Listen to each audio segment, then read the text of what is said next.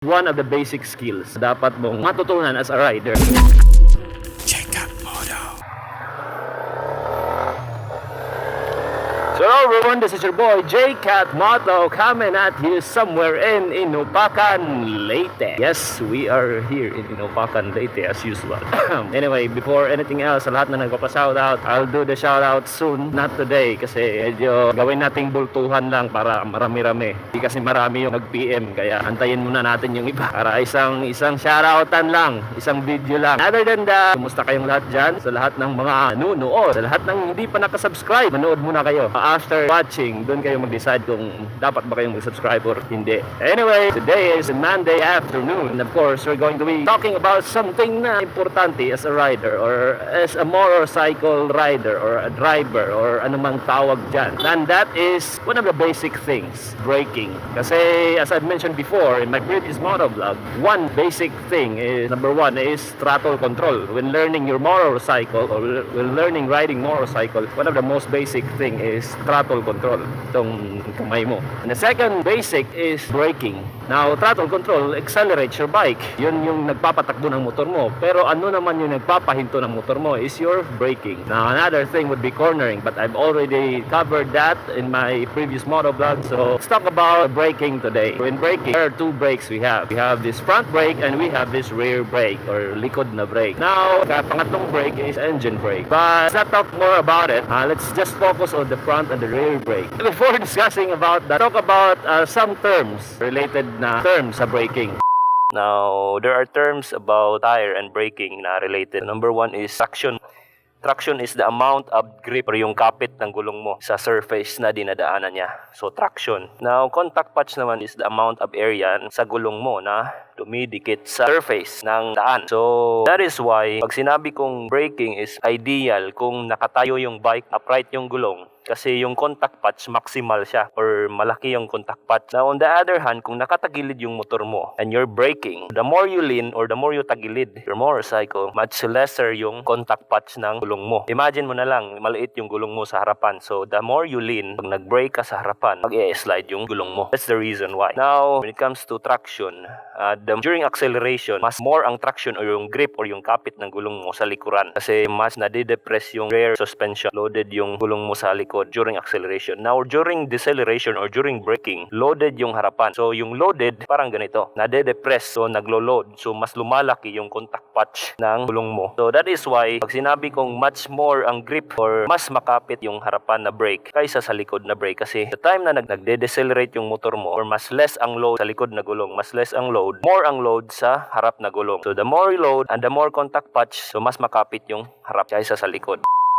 Naku, patay tayo ito. Since we covered all those terms, let me tell you about sinasabi nating mas malakas yung kapit ng front na brake kaysa sa likod na brake. Before discussing about it, iba't ibang motor, iba't iba yung kapit ng brake nila. So may mga katulad ng scooter ko, medyo di siya ganun kakapit when it comes to braking. Di siya katulad dito sa Sniper. So one of the basic things na kung bago ka sa motor, pag motor or bago yung motor mo, you have to familiarize yung kapit ng brake mo. Kasi di lahat ng motor katulad or di lahat ng brake ng mga motor magkakatulad. Magkakaiba po yan. Magkakaiba yung kapit. So, familiarize it first. Now, going back to the braking topic, mas makapit po yung harap na brake kaysa sa likod na brake. Just to demonstrate, let me show you a video na lang.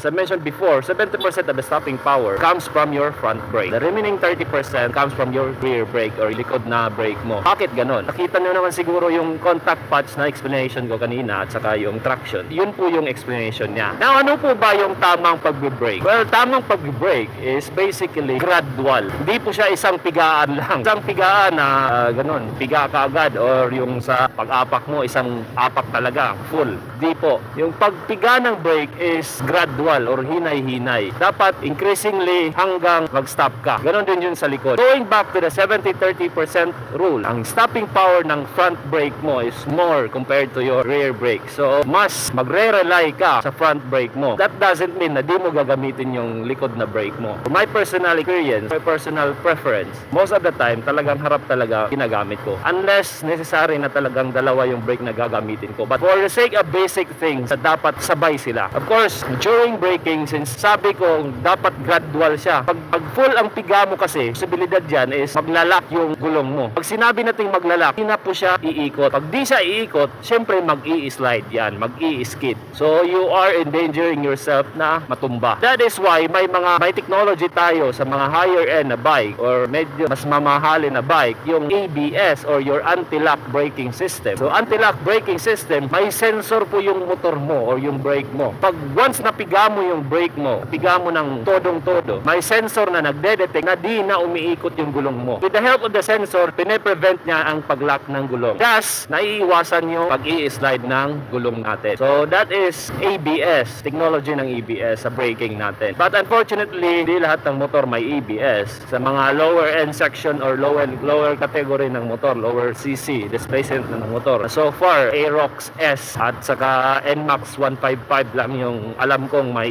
ABS. Sa braking naman, may mga surface na talagang iiwasan or may mga factor na talagang nakaka-apekto sa braking. One of which is yung surface na dinadaanan mo. Kung malumot yung surface, siyempre, madulas yun. Kung may buhangin naman or may graba, delikado yun pag nag-brake ka. Another thing would be kung basa ang daan. Delikado din yun. Kung nabigla mo ang pag-brake mo. Factors na dapat mo ding i-consider when braking. Other things would be yung gulong mo. Yung gulong is may tinatawag tayong mga soft compound. More on race tire. Kung napapansin nyo, race tire, madali po siyang mapudpud. So, mas makapit po siya compared sa mga touring na tire. Sa mga touring na tire, mas matigas siya, hindi siya madaling mapudpud. Pero ang trade-off naman dyan is hindi siya ganun ka makapit compared sa race tire. As for me, advice ko lang, di naman tayo nagkakarera, touring tire would be enough. Let's just say na nagpa-practice ka na ng braking. You're doing it gradually. Of course, there are situations na nagpa-panic braking ka. Ano yung panic braking? Mga emergency. Kunwari na lang, may bigla tumawid na aso or tumawid na tao. Siyempre, mag-brake ka kung ganun yung sitwasyon. Usually, based on my experience, mabibigla ko talaga yung likod na brake ko. Ang tendency doon is mag-i-skid talaga kasi naglalak na yung likod na gulong. Once naglock ang likod na gulong, mag-i-slide at mag-i-slide talaga yan. But sa kabutihang pala, hindi pa naman ako natumba mga sitwasyon na gano'n. Ang ginagawa ko lang is once napansin ko na nag-i-slide na yung likod na gulong ko. Kasi usually, nagbe-brake up at upright talaga. During emergencies, make sure na nakatayo yung motor mo, nakatayo yung gulong mo. Huwag nakatagilid, huwag nakalin. Once na nararamdaman ko na nag-i-slide na yung likod na gulong ko, all I do is to release the brake. Release ko muna ng konti, tapos apak ulit. And the second time na nag-umapak ako, di na siya full. Di na siya todo. Kasi alam kong mag-i-slide at mag-i-slide talaga. So that is my technique. As I mentioned earlier, dapat nakatayo talaga yung gulong ng motor mo. Especially during emergencies. And that is why one of the topic na na-mention ko before is do not brake during cornering. If you are a